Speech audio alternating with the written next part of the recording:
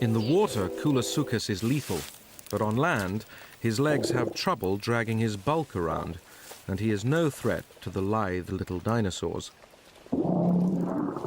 He has been hibernating over winter in the forest and now faces what for him is an arduous journey of 200 meters to get back to the river where he will spend his summer. This bizarre-looking creature is a relic from a time before dinosaurs. In most parts of the world, competition from crocodiles has driven these magnificent amphibians to extinction.